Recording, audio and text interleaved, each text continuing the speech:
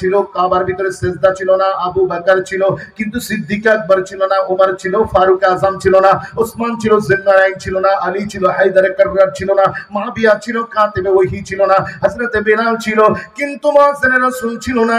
মনে রাখবেন সেই দিন মানুষের মাথায় দিমাগ ছিল কিন্তু দিমাগের ভিতরে কোনো সোচ ছিল না, দিল ছিল, দিলের ভিতরে ধড়কন ছিল না, জবান ছিল, জবানে কোনো সাদাকাত ছিল না, সিনা ছিল, সিনাতে কোনো আমানত ছিল না। মনে রাখবেন সেই দিন কোনো ইলম ছিল না, জাহালাত ছিল, হিলম ছিল না, জাহালাত ছিল। বিশ্বাস করুন এইরকম একটা সময়তে আমার আল্লাহ আমার পরমাত্মার প্রিয় আপনার আমার নবী রাহমাতুল লিল আলামিনকে দুনিয়ায় পাঠালেন।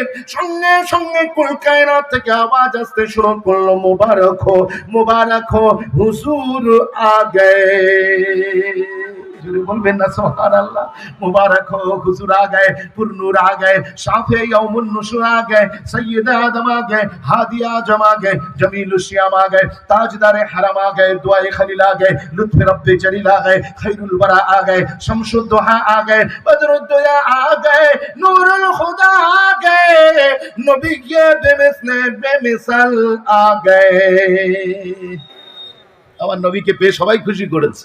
হ্যাঁ, বিশ্বাস করুন সেই দিন সমস্ত সমাজের দুর্বল লোকেরা বলেছিল আজ আমাদের মাথার উপরে ছাদ চলে এসেছে, এতিমরা বলেছিল আজকে এতিমোं का सहारा आ गया, बिहारा বলেছিল আজ हमारा आसरा आ गया, भटकने वालों ने कहा मुझे मुझे तो मकाम मिल गया, खाना बदुश ने कहा मुझे मोहम्मद मिला तो मेरा तकद्दुस मिल गया, अत्तहिय्यतु ने कहा मुझे अस्सलामु अलैका अय्युहन नबी मिल गया, नबियों ने कहा मुझे इमाम मिल गया, वलियों ने कहा मुझे मेरा सितारा मिल गया। जोरे बोलুন না সুবহানাল্লাহ। বিশ্বাস করুন আমার মা বোনেরা তারাও খুশিতে আনন্দ করছে যে আজকে আমাদের হক দিনেওয়ালা এসে গিয়েছে, মর্যাদা দিনেওয়ালা এসে গিয়েছে। এ নওজোয়ান তরুণেরা, তাই তা ফাদার অফ নেশন, জাতির জনক মহাত্মা গান্ধী জানিয়ে দিয়েছে, ও দুনিয়ার মানুষ, পৃথিবী মুহাম্মদ সাল্লাল্লাহু আলাইহি ওয়াসাল্লামের কাছে ঋণী হয়ে থাকবে। তার কারণ হচ্ছে দুনিয়ায় মুহাম্মদ সাল্লাল্লাহু আলাইহি আসার আগে মেয়েদের মর্যাদা মাটির নিচে ছিল। নারী জন্ম হলে তাকে দাফন করে দেয়া হতো। মুআম্মাল আপনার কি মানে মুআম্মাল মাউউদাতু সুইলাত বিআইয়ি যানবিন কুতিলাত। কিয়ামতের দিন এই সমস্ত জিন্দাদার গোর যাদের করা হয়েছে সেই মেয়েদের বাপ মাকে জিজ্ঞাসা করা হবে না, বরং ওই মেয়েগুলোকে ডেকে জিজ্ঞাসা আল্লাহ করবেন যে কি কারণে তোমাদেরকে দাফন করা হয়েছে। আচ্ছা আপনি বলুন তো অপরাধীকে? যিনি নিজের কন্যা সন্তান হবার কারণে মেয়েকে মাটি গুড়ে দাফন করেছেন, অপরাধী তিনি না যে মেয়েটা দাফন হয়েছে উনি? কথা বলেন না। যিনি দাফন করেছেন।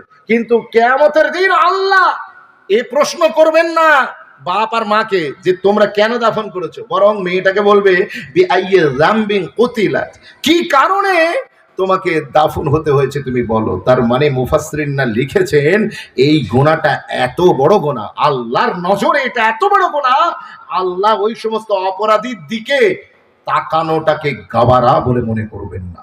এত ঘটনা গুনাহ, আল্লাহ এই অপরাধীদের দিকে তার শানের মোতাবেক তিনি তাকাতে চাইবেন না। তিনি সমস্ত গুনাহগারদের দিকে তাকাবেন, কিন্তু এই গুনাহ যারা করেছে, নিজের কন্যাকে যারা দাফন করেছে, সেই গুনাহগারদের দিকে আমার আল্লাহ কোনোদিন ফিরে তাকাবেন না তার শানের মোতাবেক। বিশ্বাস করুন।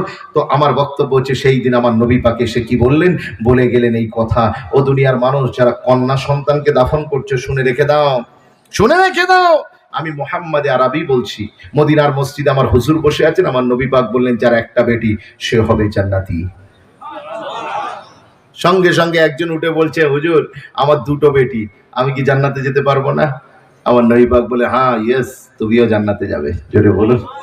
আর একজন উঠে বলছে হুজুর আমার তিনটে বেটি, আমি কি জান্নাতে যেতে পারবো না? আমার নবী বলে হ্যাঁ definitely you will go to the paradise, তুমিও জান্নাতে যাবে। বলুন না সুবহানাল্লাহ। আর একজন উঠেছেন, উঠে বলছে হুজুর আমার তো একটাও বেটি নেই, আমি কি জান্নাতে যেতে পারবো না? আগে তো মেয়ে হলে পুঁতে দিচ্ছিল, আর এখন হুজুর এসে দ্য হিস্ট্রি হ্যাজ চেঞ্জ, ইতিহাসের পালাটি পাল্টে দিয়েছেন। আমার নবী আসার আগে ওরা মেয়েকে মাটিতে পুঁতে দিচ্ছিল, আর হুজুর আসার পরে মেয়ে পাবার জন্য পাগল হয়ে যাচ্ছে। আজ হরিণডাঙ্গাতে যদি কোনো মেয়ে ছেলের বিয়ে হয়, আপনারা খানা খেতে আসবেন, আসার পরে কি দেখবেন যে একটা বুড়ো লোক দরজার একবারে এ পাল্লায় আর একবার ও পাল্লায় কাঁদছে। যারা চেনে না তারা বলবে ইনি কে, আজকে খুশির দিন, বিয়ের দিন কান্নাকাটি কেন করে? ওই সময়তে তারা কি বলবে জানেন? বলে চিনতে পারছো না, আজকে তো এনারই মেয়ের বিয়ে হচ্ছে, আজকে মেয়েকে পরের করে দিচ্ছে তাই কাঁদছে। ওই সময়তে আপনি দাঁড়িয়ে একটু চিন্তা করুন, এই বাপই তো সেই বাপ যিনি বিফোর 1400 ইয়ার্স, 1400 বছর আগে নিজের কলিজার টুকরি সন্তানকে মাটির নিচে দাফন করে দিচ্ছিল। আর এখন দাফন তো দূর কি বাত, মেয়ে মরে যাচ্ছে না, মেয়ে অসুস্থ হচ্ছে তা নয়, বরং হরিণঘাটা থেকে মহেশ ডাঙাতে যাচ্ছে, এক গ্রাম থেকে আরেক গ্রামে। চাইলে ভিডিও কলে কথা হবে, টেলিফোনে হ্যালো কথা হবে, কোনো সমস্যা নেই, কিন্তু